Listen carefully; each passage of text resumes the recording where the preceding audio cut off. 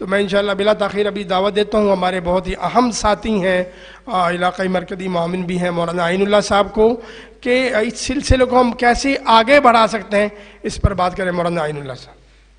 السلام علیکم ورحمۃ اللہ وبرکاتہ۔ بسم اللہ الرحمن الرحیم، نحمده ونصلی علی رسولہ الکریم، اما بعد فاعوذ باللہ من الشیطان الرجیم۔ انما یعمر مساجد اللہ من آمن باللہ والیوم الآخر واقام الصلاة وآت الزکاة ولم یخش الا اللہ فعسى اولئک ان یکونوا من المہتدین۔ وقال النبی صلی اللہ علیہ وسلم من بنا للہ مسجدا بنى اللہ له بیتا فی الجنہ، صدق العظیم وصدق رسولہ النبی الکریم۔ میرے محترم علماء کرام اور ائمہ حضرات، آپ سب حضرات کا ہم شکریہ ادا کرتے ہیں کہ آپ اپنی مصروفیات میں سے وقت نکال کر تشریف لائے ہیں۔ میں بغیر تمہید کے اپنی بات شروع کرتا ہوں کیونکہ حضرات نے تفصیلی بات کر لی ہے۔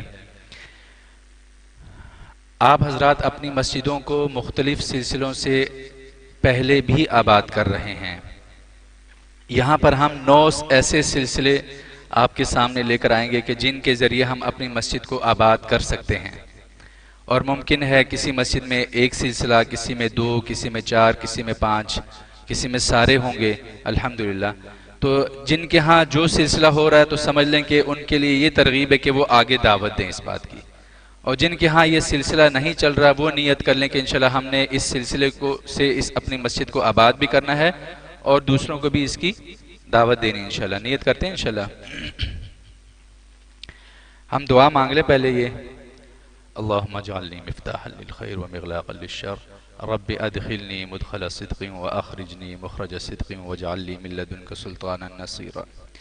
میرے محترم علماء کرام، اس وقت جو ہم عبادات میں جو بنیاد ہے وہ سب سے بڑی عبادت کون سی ہے ادا کر رہے ہیں جی؟ نماز۔ اور نماز میں ہم کس چیز کی تلاوت کرتے ہیں؟ قرآن کریم کی۔ آپ کے خیال سے ہماری مسجد میں جو ہماری اقتداء میں نماز پڑھنے والے مقتدی ہیں، سب کا قرآن کریم 100% ٹھیک ہے؟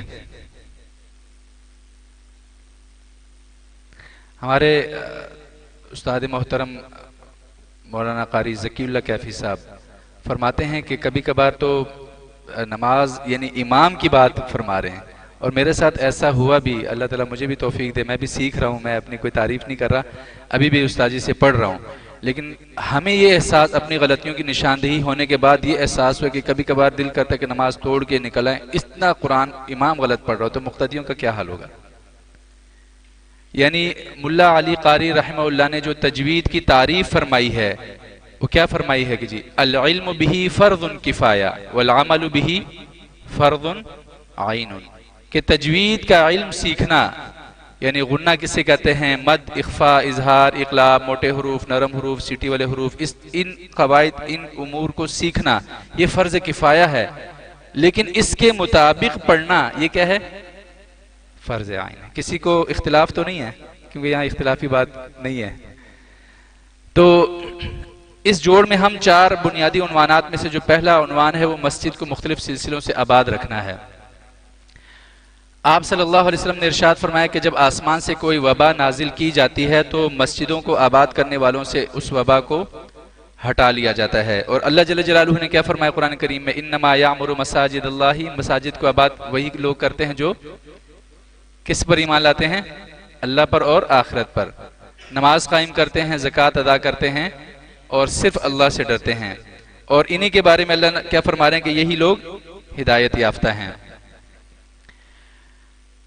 حدیث قدسی ہے، اللہ تعالیٰ فرماتے ہیں کہ میں زمین والوں کو عذاب دینا چاہتا ہوں، لیکن اپنے گھروں کو آباد کرنے والوں اور اپنی راہ میں آپس میں محبت کرنے والوں اور صبح سحری کے وقت استغفار کرنے والوں پر نظریں ڈال کر اپنے عذاب کو ہٹا لیتا ہوں۔ استغفار تو ایسی چیز ہے کہ کسی بھی حال میں ہو تو اللہ تعالیٰ جو بندہ اپنے رب سے معافی مانگتا ہے، بخشش مانگتا ہے، تو اللہ تعالیٰ اس کی اس معافی کو پسند بھی کرتے ہیں کہ یہ اس ندامت اس کو ہے اپنے گناہوں پر، تو اللہ تعالیٰ وہ عذاب ہٹا لیتے ہیں۔ تو پہلی صورت ہمارے پاس ہے کہ تجوید کی بہتری کے لیے تصحیح قرآن کا حلقہ لگانا. جو میں نے شروع میں تجوید کی تعریف کی ہے وہ اسی سلسلے سے کی ہے کہ ہم عوام الناس اور مقتدیوں کی بنیادی تجوید پر ہم محنت کریں. تو یہاں تو بات کچھ آگے ہی ہے کہ اپنی تجوید بھی ٹھیک ہے کہ نہیں؟ کیا خیال ہے کہ قاری صاحب تلاوت کر رہے ہوں، لوگ جو ہے نا سبحان اللہ کہہ رہے ہوں اور آخر میں جو بیٹھے ہوں وہ استغفار پڑھ رہے ہوں؟ کیا صرف اچھی آواز کے ساتھ قرآن کریم پڑھنا زین القرآن باصواتکم یہ کافی ہے تجوید کے بغیر؟ تو اچھی آواز ایک الگ صفت ہے اور تجوید کی رعایت کرنا ایک لازمی امر ہے انشاءاللہ. تو ہم اپنی تجوید پر تو محنت کریں گے ہی انشاءاللہ، عوام الناس اور مقتدیوں کی بنیادی تجوید پر بھی ہم محنت کر لیں. تو اس بات کی نیت کرتے ہیں انشاءاللہ. یہ بتائیے، تھوڑی کارگزاری بھی ساتھ ساتھ ہم لینا چاہ رہے ہیں کہ آپ کے ہاں کس کس مسجد میں تجوید تصحیح قرآن کا حلقہ لگ رہا ہے؟ ماشاءاللہ مسجد بلال میں عصر کی نماز کے بعد ماشاءاللہ تصحیح قرآن کا، تفسیر قرآن نہیں، تصحیح قرآن کا ماشاءاللہ حلقہ لگا نمازیوں کے لیے. وہ بھی اللہ تعالی ہم سب کو عمل کی توفیق عطا فرمائے. تو مولانا یہ بتانا چاہ رہے ہیں کہ یہ آسان ہے، مولانا نے یہ حلقہ لگایا ہوا ہے تو یہ آسان ہے، مشکل نہیں ہے. تو اگر بالکل ایک آدھ منٹ میں حضرت کچھ تھوڑی سی کارگزاری سنا دیں کہ کیا کیا اس میں سکھا رہے ہیں تو چلے باقیوں کے لیے بھی آسانی ہو جائے، مختصراً بالکل.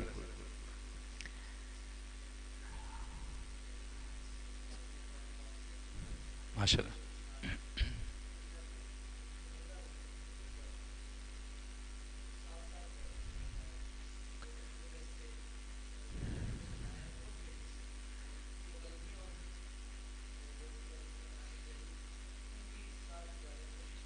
جزاک اللہ خیر. ماشاءاللہ جی یہ بات مولانا کی بڑی ماشاءاللہ واضح ہوگی کہ ہم ان کو پڑھائیں، صرف ان کا سنیں نہیں کہ غلطی آ گئی تو روک لیا. ہم پڑھائیں ان کو کہ پڑھانے سے وہ آپ کا لہجہ بھی سیکھیں گے اور آپ کی ادائیگی کو بھی انشاءاللہ سیکھیں گے.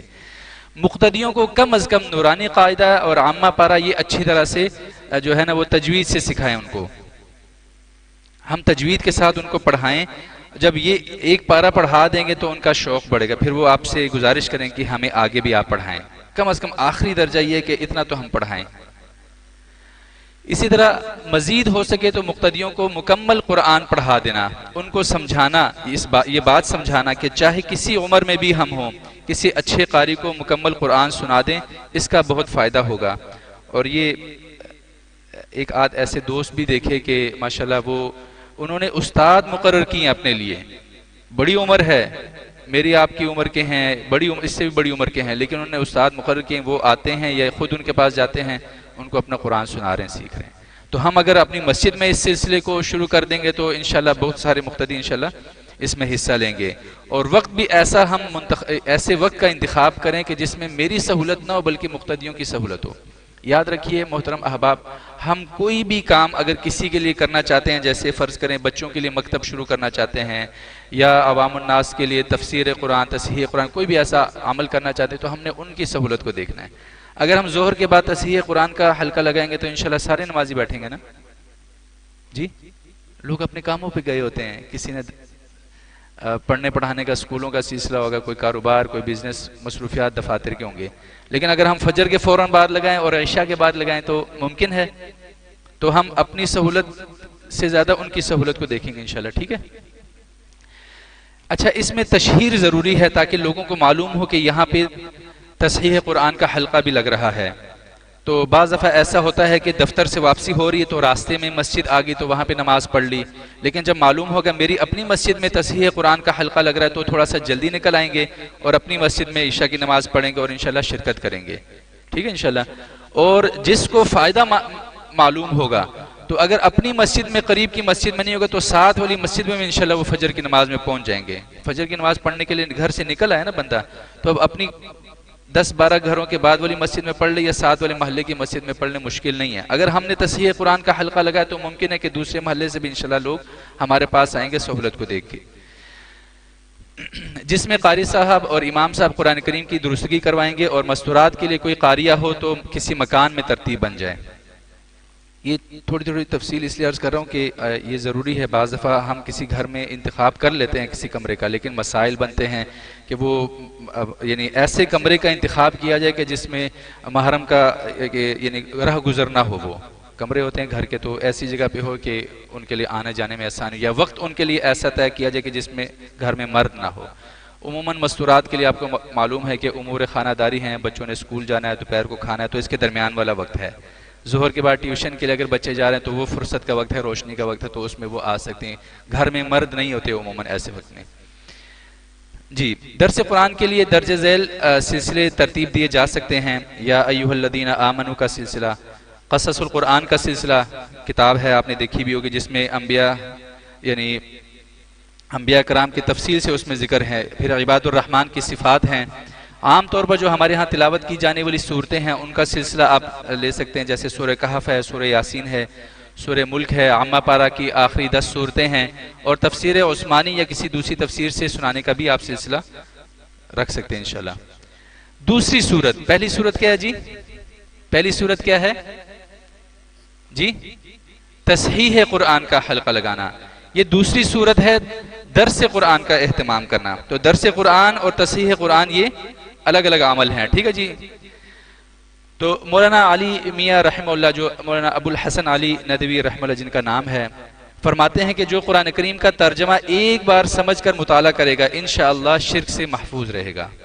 جیسے ہمارے بڑوں نے فرمایا کہ مکتب بچوں کے لیے ایک واحد ایسا راستہ ہے کہ ارتداد سے بچنے کا واحد راستہ کیا ہے جی؟ بچوں کے لیے مکتب ہے.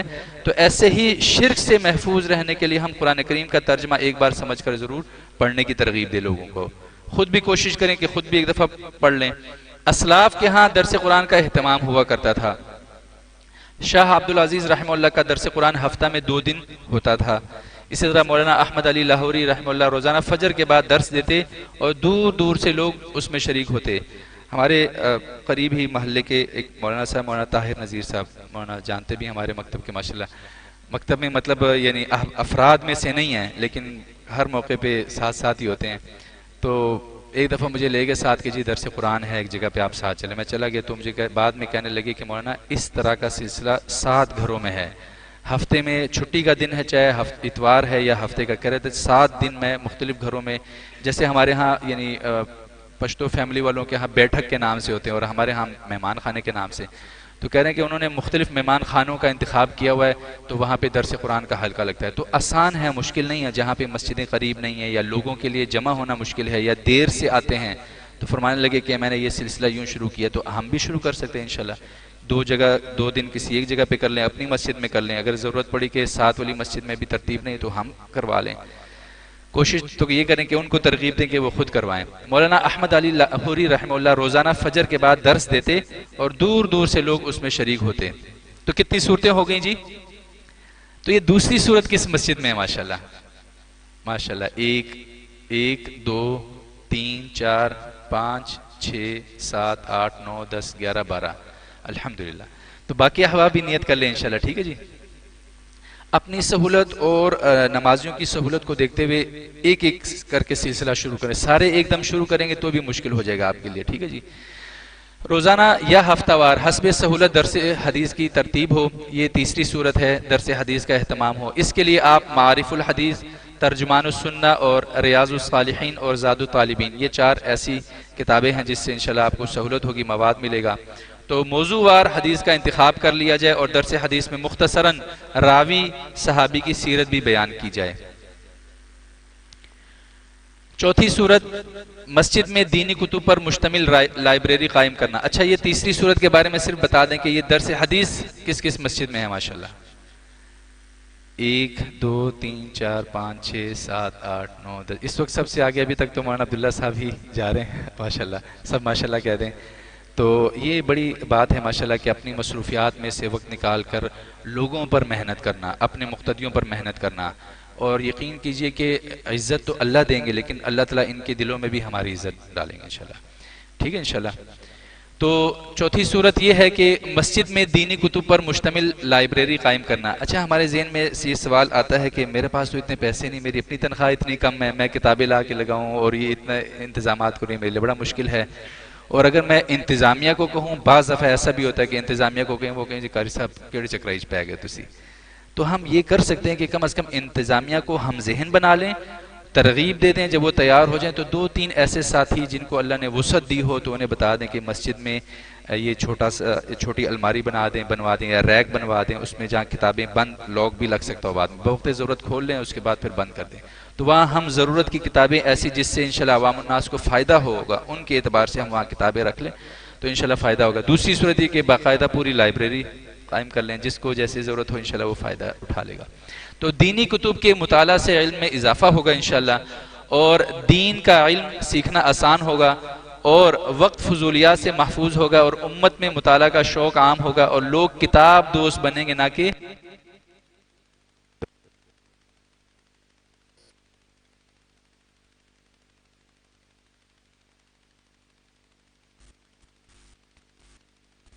آواز آ رہی ہے جی؟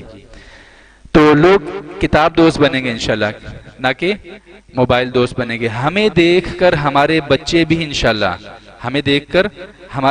انشاءاللہ کتاب دوست بنیں گے۔ جب عوام الناس میں کتاب کے مطالعے کا شوق پیدا ہوگا تو ان کے بچوں میں مطالعے کا شوق پیدا ہوگا۔ وہ مسجد والی کتاب گھر تو نہیں لے کے جائیں گے، لیکن ویسی کتاب پھر خرید کر اپنے ساتھ لے جائیں گے، ٹھیک ہے انشاءاللہ۔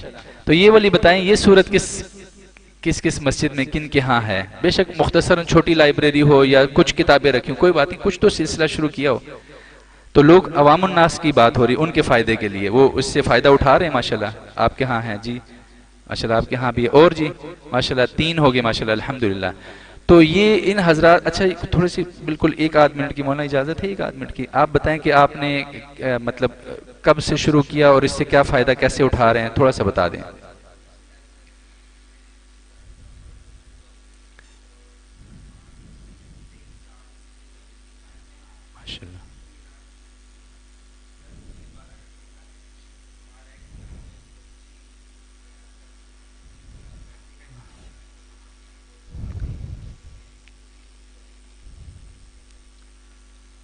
ماشاءاللہ ماشاءاللہ جزاک اللہ۔ تو ہم بھی اپنی مسجد اور اپنے وسعت کے اعتبار سے جتنا ہو سکے ممکن کچھ سلسلہ شروع کر دیں انشاءاللہ۔ سب سے پہلے ایک ہی کتاب آتی ہے، ایک سے شروع ہوتے ہیں نا جی، پہلے ایک آئے گی پھر انشاءاللہ لائبریری بھی بنے گی۔ 5ویں صورت ہے مسجد میں بنین اور بنات اور بالغان اور مستورات مکتب کھولنا۔ میرے محترم علماء کرام، ائمہ حضرات، یہ بہت اہم اور ضروری ہے کہ جب ہم عوام الناس اور لوگوں کے بچوں پر محنت کرتے ہیں تو غالباً مولانا اب محمود الحسن رحمہ اللہ کی بات ہے، مجھے نام یاد نہیں آ رہا، کہ تم لوگ درس نظامی کے بچوں پر محنت کرتے ہو، وہ تمہاری جوتیاں سیدھی کرتے ہیں۔ تو اگر تم ان عوام الناس یا جو ہمارے محلے کے بچے ہیں ان کے بچوں پر محنت کرو گے تو یہ بھی انشاءاللہ تمہاری عزت کریں گے، یہ بھی تمہاری جوتیاں سیدھی کرنے والے بنیں گے۔ آپ نے نوٹ کیا ہے، میں ایک چھوٹی سی مثال دے رہا ہوں، مطلب یہ مسجد ہے تو یہاں ہمارے پاس طلبہ پڑھ بھی رہے ہیں، ایک استاد داخل ہوگا تو طالب علم فوراً اس کی جوتی اٹھا لے گا، لیکن اس مسجد میں میرے ساتھ ہی ایک اور مقتدی طالب یعنی بچہ داخل ہو رہا ہے تو وہ نہیں اٹھاتا۔ کچھ سمجھ آئی میری بات؟ نہیں سمجھ آئی؟ بات کافی واضح ہو گئی ہے؟ چلیں جی، تو ہر مسجد کے ساتھ بنین، بنات، بالغان اور مستورات کے مکاتب کھولنے کی فکر کرنا۔ جس مسجد میں بچے آ سکتے ہیں تو ان کو دیکھ کر یا ان کی وجہ سے والد حضرات کو ہم ترغیب دے سکتے ہیں کہ آپ کا بچہ قرآن سیکھ رہا ہے، محنت کر رہا ہے، دین کا بنیادی علم سیکھ رہا ہے، تو آپ بھی محنت کر لیں، سیکھ لیں، انشاءاللہ فائدہ ہوگا۔ اور اسی طرح جہاں پر بچیاں معلمہ کے ذریعے پڑھ رہی ہیں وہاں پر مستورات آسانی سے آ سکتی ہیں۔ ہمارے بڑے یہ فرماتے ہیں کوشش کریں کہ مسجد میں حتی الامکان بچیوں کا سلسلہ نہ ہو، صرف بچے ہی ہوں۔ مسائل بھی ہیں، حالات بھی ایسے چل رہے ہیں، تو اس لیے احتیاط بھی یہی ہے کہ ہم صرف بچوں کا سلسلہ مت رکھیں، بچیوں کو معلمہ کے ذریعے تعلیم دیں، بہت سارے فائدے ہیں۔ فرض کریں ہمارے ہاں مکتب میں اگر بہت مجبوری ہے، کہیں پہ معلم سے طالبات پڑھنے آ جاتی ہیں، بہت زیادہ مجبوری ہے، تو 8 سال سے بڑی عمر کی اجازت نہیں ہے، یعنی یہ آخری گنجائش ہے مجبوری میں، یہ نہیں کہ اجازت ہے شروع کر دیں، یہ آخری گنجائش ہے مجبوری کہ اگر کوئی سلسلہ نہیں اور لوگ کہہ رہے ہیں ہمارے بچوں کو کے ساتھ بچیوں کو بھی پڑھائیں، ان کو کون پڑھائے گا؟ تو پھر یہ کہ 8 سال سے بڑی عمر کی طالبہ کو نہ پڑھائیں۔ اب آپ بتائیں 8 سال سے بڑی عمر مستورات کے علاوہ جو درمیانی عمر ہے 10 سال 12 سال 15 سال 17 سال، یہ جو عمر کی بچیاں ہیں ان کا قرآن ٹھیک ہے؟ کیا خیال ہے جی؟ قرآن ٹھیک ہے ان کا؟ اور ان کو دین کا بنیادی علم معلوم ہے، تو ان پہ کیسے محنت ہوگی؟ اس کے لیے جب ہم معلمہ کا انتخاب کریں گے تو اس معلمہ کے پاس مستورات بھی آئیں گی، اور یہ جو درمیان والی عمر کی طالبات ہیں بچیاں ہیں یہ بھی انشاءاللہ پڑھنے کے لیے آئیں گی انشاءاللہ۔ تو نیت کرتے ہیں انشاءاللہ۔ 5ویں صورت یہ ہے کہ اب یہ بتائیے کہ آپ میں سے کن کن کے ہاں مسجد کے قریب اپنی مسجد میں یا مسجد کے متصل عمارت میں بنات مکتب، بنین، بالغان مستورات سلسلہ ہے؟ چاروں سلسلے کس مسجد میں؟ پہلے یہ بتائیں، چاروں سلسلے، بچے بھی بچیاں بھی، یعنی مرد حضرات بھی مستورات کے لیے بھی الگ الگ سلسلہ ہے، لیکن ہیں چاروں سلسلے ماشاءاللہ آپ کے ہاں ہیں الحمدللہ۔ اور جی یہاں پہ بھی مولانا بتا رہے تھے کہ ہے سلسلہ، معلمہ پڑھا رہی ہیں مستورات کو بھی اور بچیوں کو بھی، اور یہاں بڑی عمر کے بنین بنات کا ہے، ٹھیک ہے الحمدللہ۔ تو آپ کے ہاں چاروں سلسلے ہیں ماشاءاللہ الحمدللہ۔ تو آپ حضرات بھی نیت کر لیں، آسان ہے، مشکل نہیں ہے۔ جہاں بچے پڑھنے آ رہے ہیں تو ان کے والد حضرات کو ترغیب دے سکتے ہیں، جہاں بچیاں پڑھنے آ رہی ہیں تو معلمہ ان کی مستورات کو، والدات کو ترغیب دے سکتے ہیں انشاءاللہ۔ یعنی ہم ساتھ ساتھ نوٹ کریں، اس کو صرف گزارنا نہیں ہے کہ ابھی ہمیں کتنی ضرورت ہے، ٹھیک ہے جی؟ ابھی ہم نے اچھا 3 سلسلے کن کے ہاں ہیں کہ بعض جگہ بالغان تو نہیں لیکن مستورات ہے، بنین ہے بنات ہے لیکن مستورات بھی ہے ساتھ، یہ کہاں پہ 3 سلسلے آپ کے ہیں ماشاءاللہ۔ اور جی تو 2 سلسلے کن کہاں ہے کہ بنین بھی ہو بنات بھی ہو، 2 سلسلے ماشاءاللہ، یہاں پہ 2 سلسلے ماشاءاللہ ماشاءاللہ۔ اور 1 سلسلہ کہ صرف بچے پڑھنے آ رہے ہوں ماشاءاللہ۔ تو نیت کر لے کہ انشاءاللہ چاروں سلسلوں سے مسجد کو آباد کرنا ہے، ٹھیک ہے جی؟ مکتب تعلیم القرآن الکریم سے نظام اور نصاب کے حوالے سے آپ استفادہ کر سکتے ہیں، اور مکتب تعلیم القرآن الکریم کا شائع کردہ نصاب بچوں اور بچیوں کے لیے تربیتی نصاب برائے ناظرہ مکاتب کی ترتیب بن جائے، اور بالغان کے لیے تربیتی نصاب برائے بالغان کی ترتیب بن جائے۔ 6 مہینے کا ایک حصہ ہے تو 1 سال میں ان کو مکمل کرا دیا جاتا ہے، جس میں سورہ فاتحہ اور جو 10 صورتیں ہیں وہ ترجمہ اور تفسیر کے ساتھ پڑھائی جاتی ہیں۔ اس کے بعد نورانی قاعدہ سمیت، اس کے بعد شوق پیدا ہو، پوری جماعت جو ہے نا پڑھنا چاہتی ہیں تو ٹھیک ہے، ورنہ جو جتنا پڑھنا چاہتے ہیں پھر استاد محترم ان پر ویسی محنت کر لیں۔ ساتھ میں دین کا بنیادی علم بھی ہے، اسی طرح مستورات کے لیے بھی یہی نصاب ہے۔ محلے کے کسی گھر میں انتظام کیا جا سکتا ہو تو ٹھیک، ورنہ بنات کے مدرسہ میں بھی ترتیب بنائی جا سکتی ہے مستورات کی۔ 6ٹھی صورت ہے محلے کے نوجوان بچوں پر محنت کی ترتیب بنانا۔ یہ ایسا طبقہ ہے کہ یہ نہ بچوں میں اپنے آپ کو شمار کرتا ہے نہ بڑوں میں، یہ بھی ذہن میں رکھیں۔ یہ بڑی عمر کے لوگوں کے ساتھ بیٹھنے کو اپنے لیے تھوڑا شرمندگی محسوس کرتے ہیں، بیٹھتے بھی نہیں ہیں۔ یعنی آپ 17-18 سال کے بچوں کو 5 سال کے بچے کے ساتھ بٹھا سکتے ہیں؟ اور یہ ایک جگہ مکتب میں بچہ آ رہا تھا نا، تو ان سے گزارش کی استاد صاحب سے کہ ان کے لیے الگ سے ترتیب بنائی جائے، تو وہ بچے نے کہا جی کوئی بات نہیں میں آ رہا ہوں، لیکن 1 مہینے بعد اس نے آنا چھوڑ دیا۔ یہ نفسیاتی طور پہ بچے کے اندر نا یعنی وہ احساس کمتری پیدا ہوتی کہ میں بھی بچوں میں شمار کیا جا رہا ہوں تو مجھے بھی بچوں میں بٹھایا جا رہا ہے۔ پھر وہ بالغان کی کلاس میں اس نے آنا شروع کر دیا تھا، تو اس کی گنجائش ہے۔ گنجائش سے مراد یہ کہ اس کے نزدیک گنجائش ہے، ہمارے ہاں تو ہے ہی کہ وہ اگر یہاں نہیں آ سکتا تو دین کا بنیادی علم سیکھ لے۔ بچے ہیں کالج جا رہے ہیں، یونیورسٹی جا رہے ہیں، وقت کم ہوتا ہے تو کم از کم دین کا بنیادی علم تو سیکھ لیں گے۔ مولانا یوسف لدھیانوی صاحب رحمہ اللہ فرماتے ہیں کہ نوجوان طلبہ کو تبلیغی جماعت میں وقت دینے کی ترغیب دیں اور انہیں جماعت سے وابستہ کرنے کی کوشش کریں۔ اسی طرح مزید فرمائے کہ نوجوان طبقہ کو دین سے مانوس کرنے کی سعی کی جائے اور ان کی دینی تعلیم و تربیت کے لیے وقت دیا جائے۔ ان بچوں کو الگ وقت دیں آپ، ان کو نہ بڑی عمر کے افراد کے ساتھ بھی نہ بٹھائیں اور ان کو چھوٹے بچوں کے ساتھ بھی نہ بٹھائیں، پھر آپ کو انشاءاللہ پوری جماعت ملے گی۔ اور اس کا تجربہ ہم نے ہمارے قریب یہاں عثمانیہ مسجد ہے وہاں کیا کہ ظہر کے بعد ہم نے دوسری کلاس جب شروع کی تو ہمارے جو وہاں کے سینٹر ذمہ دار تھے ان سے کہا کہ جی آپ کے بیٹے نے ناظرہ پڑھا ہے؟ انہوں نے کہا جی۔ تو کہا کہ ایسا ممکن ہے کہ آپ سن لیں قرآن، اگر آپ کو لگا کہ قرآن کریم میں کمزوری ہے، مزید بہتری کی ضرورت ہے تو ہم ان کو سکھا دیں گے۔ انہوں نے جب سنا کہا جی ان کو میں انشاءاللہ بھیجتا ہوں آپ کے پاس۔ ہم نے ایک بچے سے شروع کیا، اس وقت الحمدللہ 8 بچے ایسے آ رہے ہیں جو ناظرہ پڑھا ہوا ہے، 6 کلمے ان کو ایسے جو استاد نے سکھایا ہوگا وہ یاد تھے، لیکن مزید ترتیب سے ان کو اب گزارا جا رہا ہے مکتب کی ترتیب سے، اور ماشاءاللہ بڑے شوق سے وہ 1.5 گھنٹے کے لیے آ رہے ہیں۔ کیا کہ الگ کلاس ان کی بنا دی، اب وہ ایک کو دیکھ کے دوسرا آ گیا، دوسرے کو دیکھ کے تیسرا آ گیا کہ میں نے بھی تو قرآن پڑھا لیکن میرا بھی قرآن کمزور ہے، تو آ رہے ہیں۔ آپ بھی انشاءاللہ اس کی کوشش کر لیں۔ 7ویں صورت ہے جمعہ کے بیانات کو مؤثر بنانا۔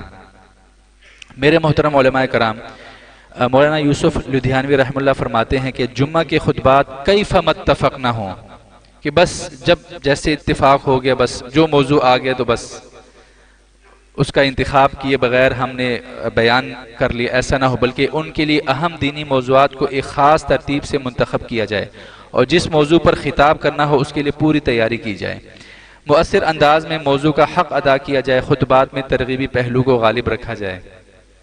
ایک دفعہ میں نے مطالعہ نہیں کیا تھا، وہ ہمارا مشورہ تھا بلا لیے، تو میں نے کہا جی آج مطالعہ نہیں کیا، تو وہ جو موضوع چل رہا تھا اس پر نہیں ہوگا، آپ مطلقاً اصلاحی موضوع ہوگا، تو لوگ انتظار میں ہوتے ہیں کہ جی وہ پچھلے جمعے جو بات چل رہی تھی ابھی سلسلہ آگے چلے گا، تو پھر اس سلسلے کو آگے چلا تو سکتے تھے لیکن فائدہ نہیں ہونا تھا، وہ مؤثر نہیں ہونا تھا، اس کا اتنا خاطر خواہ فائدہ نہیں ہو، تو مطلقاً جو ہے نا وہ اصلاحی خود اس پر بات کر لی تھی، اصلاحی موضوع لیا، اور پھر اگلے جمعے میں جو موضوع چل رہا تھا آگے وہاں سے شروع کیا، تو اس سے پھر فائدہ ہوتا ہے، لوگ سننے کے لیے پھر آتے ہیں انشاءاللہ۔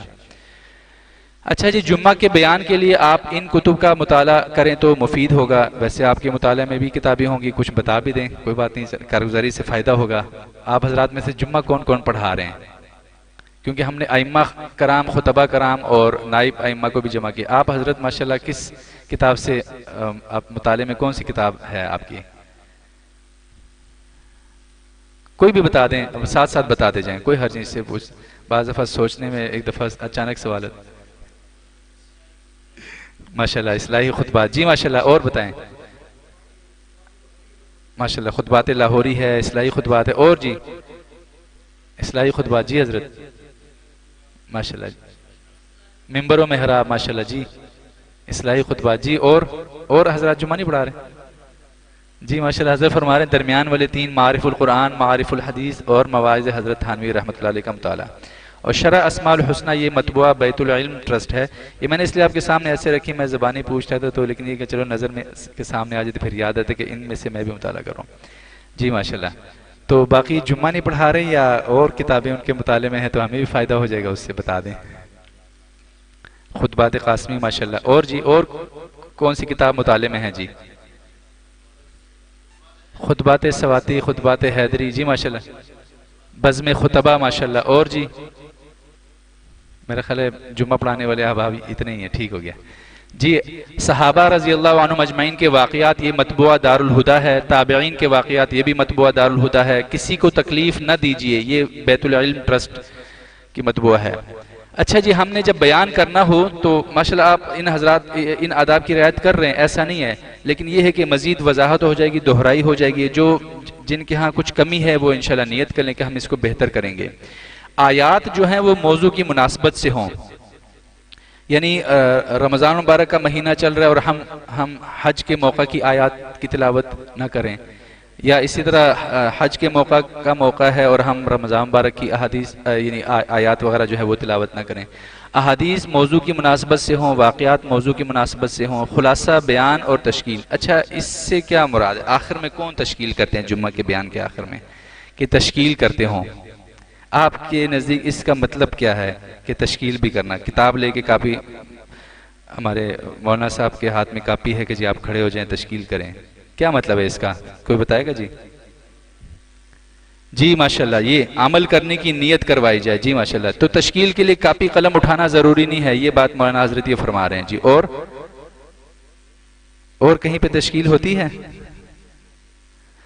جی ماشاءاللہ، تو کوشش کریں کہ بیان کا خلاصہ بھی آخر میں ہو اور تشکیل بھی ہو۔ مکتبہ بیت العلم ٹرسٹ سے کتاب جو ہے ایک تربیتی بیان سے شائع ہوئی ہے، تو جس میں اخلاق، معاملات اور معاشرت پر 7 بیانات جمع کیے گئے ہیں، اس کا مطالعہ بھی انشاءاللہ مفید رہے گا۔ تو نیت کرتے ہیں انشاءاللہ کہ ہم مطالعہ کر کے انشاءاللہ جائیں گے، اور اس سے انشاءاللہ عوام الناس کو فائدہ بھی ہوگا اور شوق سے وہ آئیں گے۔